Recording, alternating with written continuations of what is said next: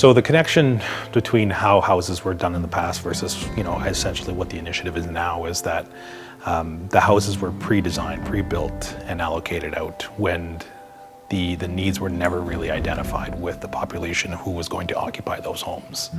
So essentially, someone else will build a house for someone else and saying, this is your house now, where there was no input, there was no consultation with the prospective homeowners. So we really didn't understand that it never fit their needs from the very beginning. We know that from the start that we are harvesters, four season harvesters with essentially no space to process your harvest. And I think that's something that we can capture under this new initiative, working with Bodena on that, to actually capture what the actual specific needs are per family. And we know that every family is different and every person is different in terms of their harvesting and their essentially their culture in Moose Cree First Nation. So I think that's what the initiative was essentially trying to capture, is the specific needs to the family.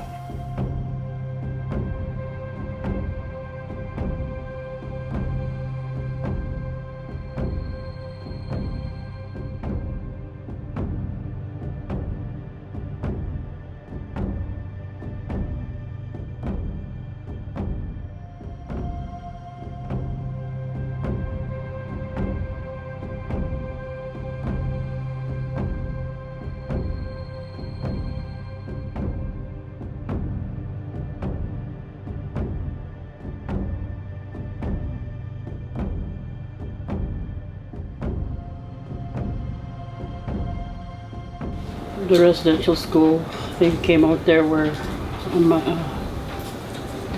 we were allowed to sue or whatever to get monies from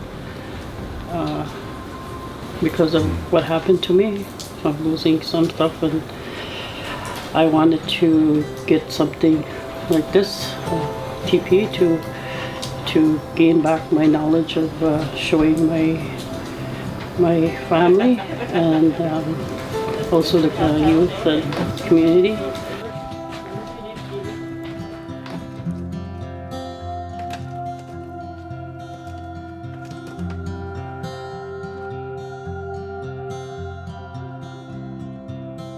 We're taught to devalue our land relationship with the land, our Cree identity. We were taught to devalue it through residential schools, all these colonial, simulated genocidal acts.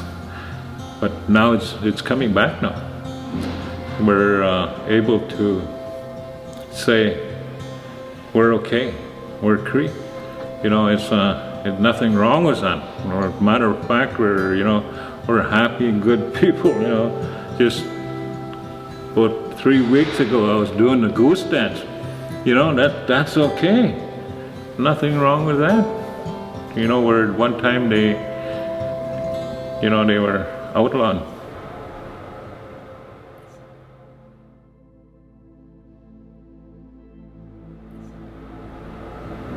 Well, Jay, my name's Bodena Ennis. I was born here in Moose Factory 30 years ago. So my grandparents are from Moose Factory. They lived on these lands for many, many years. Their names are Clara Ennis, and then my grandpa's Eric Ennis. When I was in high school, I was really thinking of what I wanted to do in the future. So then that's when I chose architecture as maybe a career. So then I did college first, just to kind of understand what architecture was really about. So my first year of undergrad, we did a class, and it was called Sacred Places. And I was able to choose a project. I wanted to do Haida Gwaii. So I learned about their culture and about their totem poles and what they mean. So that really brought me to really understand what Indigenous architecture was, and kind of got me more interested, and it allowed me to think about my own culture and how I can reconnect back to my own culture. So throughout my undergrad experience and just being taught by my profs about what Indigenous architecture was and learning about different projects that are happening across Turtle Island, I really wanted to come back and bring our own culture back through our buildings.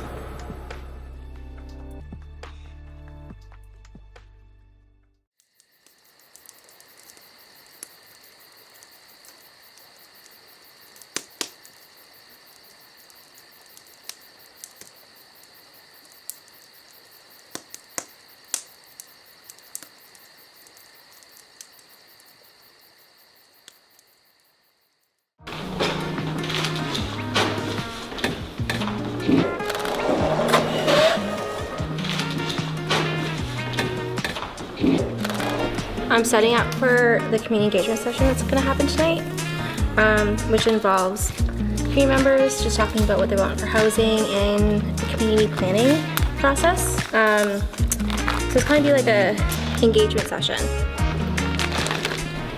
So this was just, my thesis was actually called Minamichibi ni Wikinan. If I get the name wrong, blame Norm. He taught me. So but it was called Healing Our Home. When I went to school, I started Laurentian back in 2015. And I never knew what Indigenous architecture was. I didn't know how we can bring our culture back into our buildings. So then through my process of my undergrad and master's, I really wanted to learn more about this and how we can make a change, because we're actually making change for our communities.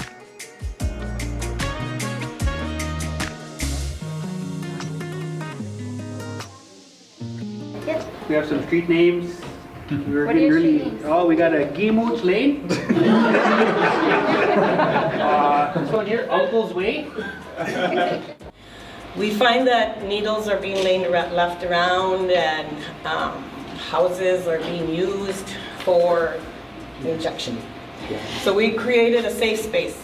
I'm very grateful for everybody who helped me throughout this last week, and I'm honestly very excited to see the outcome of everything happen.